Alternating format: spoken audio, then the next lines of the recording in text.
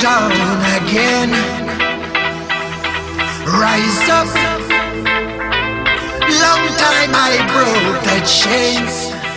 One word to describe myself would be I'm an optimist. And I say this because I like to do or think positive in everything I do. So I see a vision and I feel that nothing is impossible. Working with my parents in a small business allowed me to have an education up to 4th form. After 4th form, because we had 6 other kids to attend to see that they got their education, I felt I needed to move on to give the other kids a break, you know, at an education. Seeing that my family only had a small panades business to do all this from or with. Seeing that my parents were the ones who kind of supported and motivated me to make the decision to leave Belize, to go abroad, to find a brighter future. I believe that, and that's what I did. From the moment I got to the States, it was not as we had expected. I could not stay with my friend at her sister's home. Thereby we had to be separated, and I had to go and stay with other family members. I stayed with a cousin of hers. In that household, there were quite a few male persons. In that household, I was raped.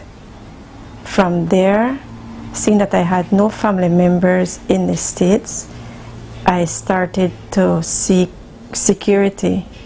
That landed me in a relationship like overnight because I was frightened. I was, you know, insecure of what would have happened next. Meeting someone after being raped, I thought that this was security. Knowing the person at the age of 21,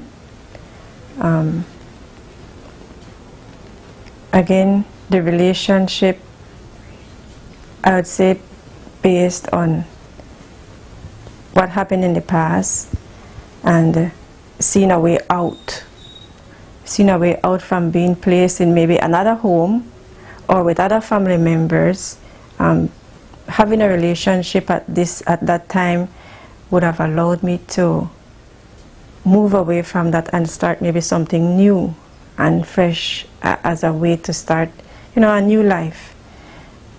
Within that relationship, I got pregnant and I had a son. The abuse started because there was no money, and I refused to give up what I had earned for me and my child. It was verbal at first, it became physical, and I believe because I was alone with no other family member to stand up for me, to support me, that it just went from bad to worse. The worst part and the most frightening part of the abuse was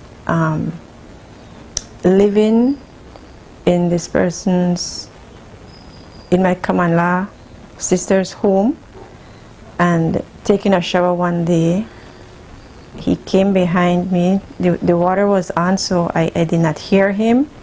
He put a plastic bag over my head and tried to suffocate me. I thought I was going to die. One night during the cold, I got up to change my child, who was still maybe just a few months old. Shivering, I built a semi-tent out of blankets so that we can both stay warm. And that was when I decided that this was not right. This was not the life I wanted for my son, my child. Even though through all this, he was the best thing that ever happened to me. My journey out from that moment became my focus. I began to tell myself, one way or the other, I needed to get home. I needed to get home for myself and for my child. So from there, everything started to come about. My mom became ill, and I was informed at that time, and I said, this is my way home. The Lord has answered my prayer. One line I kept with me was, He will not give me more than I can bear. I remember that line quite well because He was hitting me, and that was all I had to hold on to. Even though I did not come back to Belize, I had to stop off in Merida because that's where my mom was having an operation.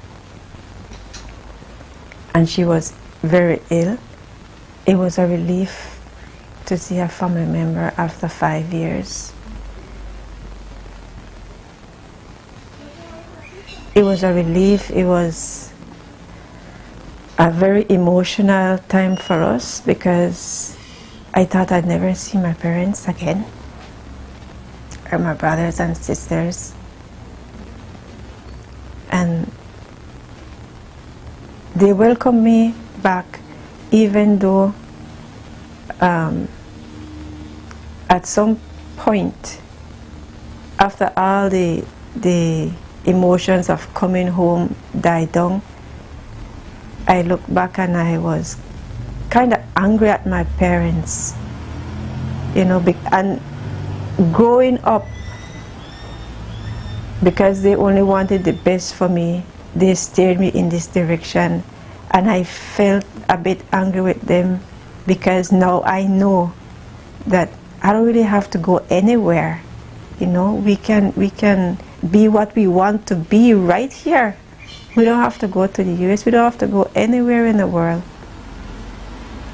So that was also a part of the emotion that I felt coming back.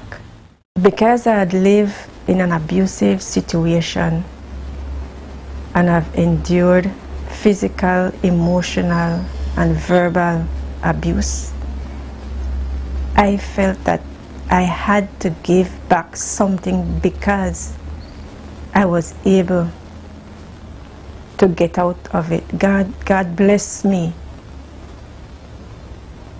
with grace and wisdom to move on and to make the decisions I had made after my experience.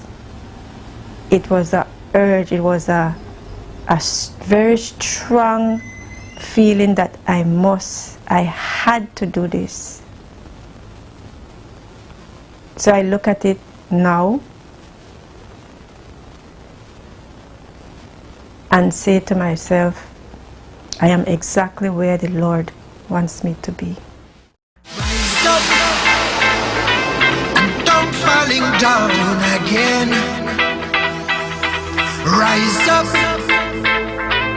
Long time I broke the chains. I tried to fly